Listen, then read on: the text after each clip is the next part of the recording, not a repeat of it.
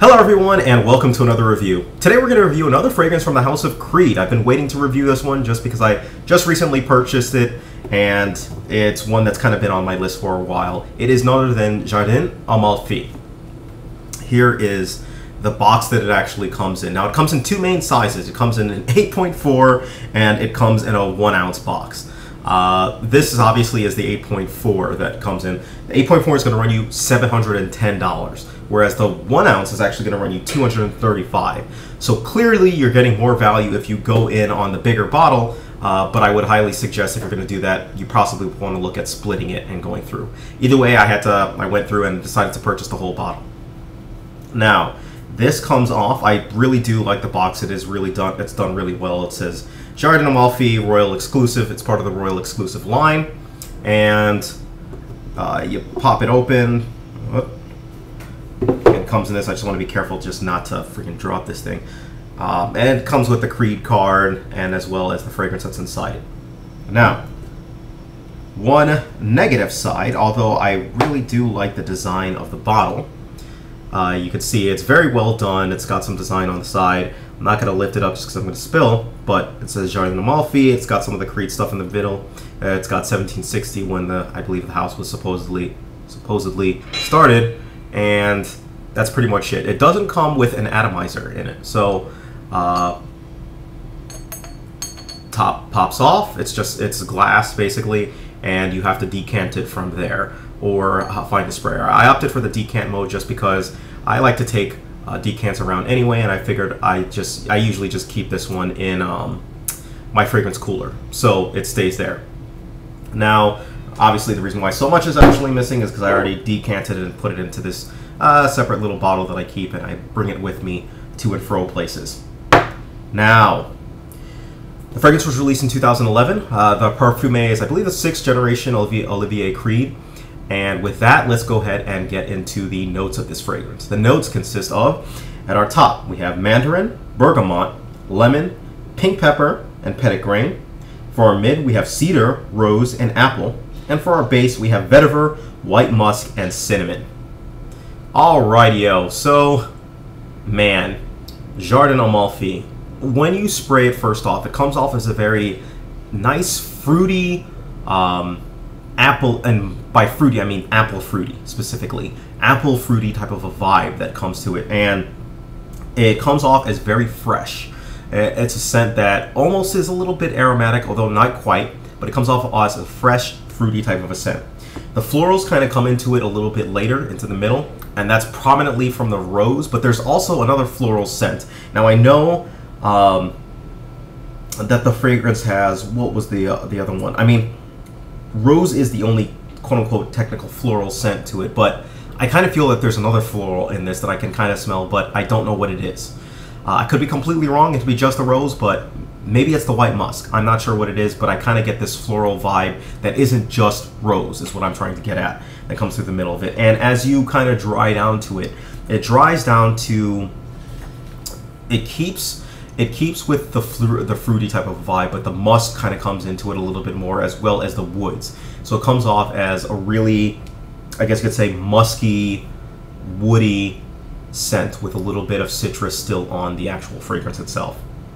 It smells like, I saw a good comparison, it smells like a very nice, or a better version, at least on the dry down, of Dolce & Gabbana Light Blue. Now, the scents do not smell alike. I want to make that clear. I'm not saying they smell alike. What I am saying is their dry downs do have a similar quality, or do have a similar vibe to it. Not necessarily quality, but vibe to it. Alright, spray-wise, I go between 4 and 7 sprays. I actually spray a lot of this stuff on with this decant. This actually isn't that many wearings. I go liberal.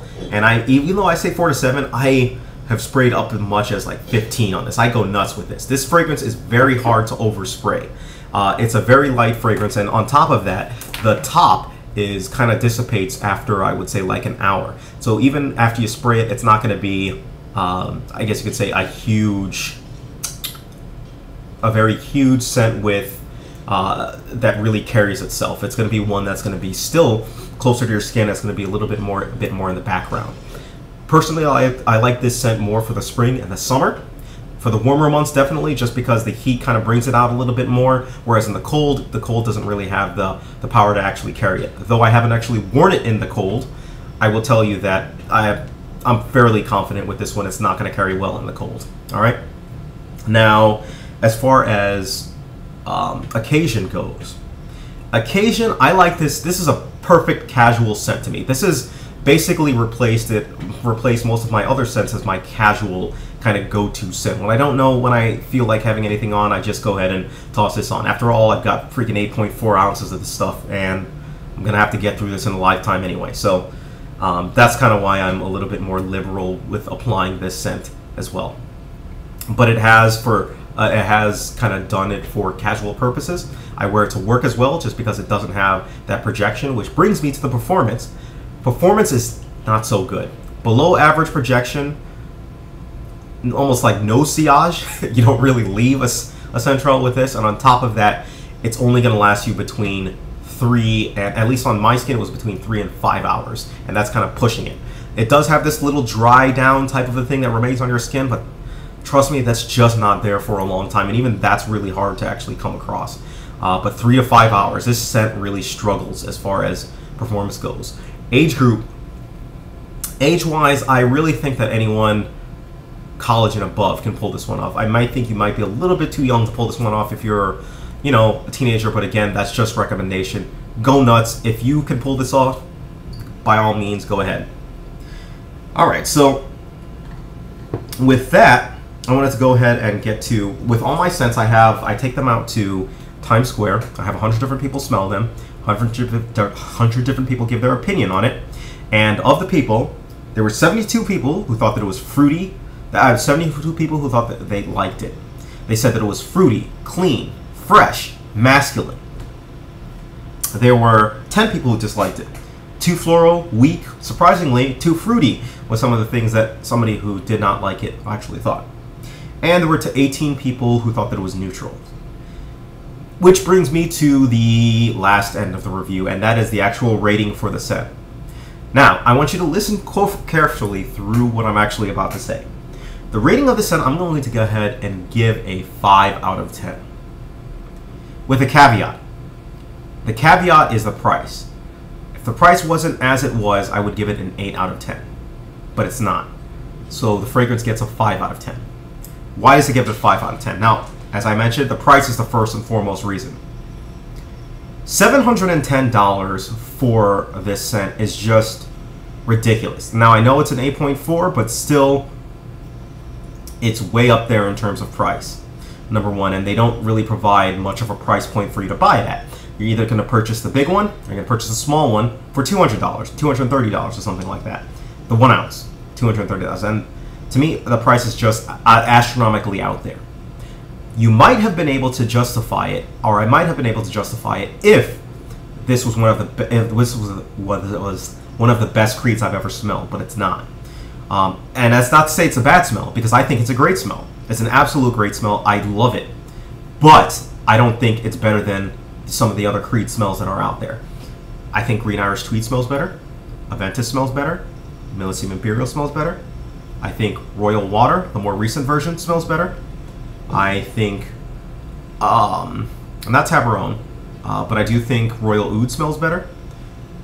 So again, I can find a ton of scents that I actually think smells better than this. It's not to say that it smells bad, I just don't think it's the best that Creed has to offer. So for Creed to offer this more expensive to me, and again, this is just all personal taste, so it's not to knock them, oh, you did this or whatnot. I'm just talking about the price. You know, I can't give it in good faith a good rating based off of that. Sorry about that. That was my G chat in the background. But either way. So with that, I can't give it a good rating for that. Some other things, though, again, I do think that it is a good smelling scent, and it has doubled as the light-hearted scent that is, I guess you could say, for me, that I've decided to start wearing casually, and man, I should have shut that G chat, because he just keeps pinging. Oh, yeah, it's him. All right. But either way, that's kind of why. If you did not take price into consideration, I would give it easily an 8 out of 10. All right? So with that, I'm going to go ahead and end the review. If you have any questions whatsoever, I'm very curious to hear what your thoughts are on Jardin Amalfi. You know, I thought that it was a fresh, a fruity scent that can double really as a go-to scent. But I can understand why some people may not like it. But again, all things considering, it is a good scent, right? So let me know what your thoughts are on it down below. Let me know. Thank you. Take care of yourselves and have a great day. Sorry, that threw me off.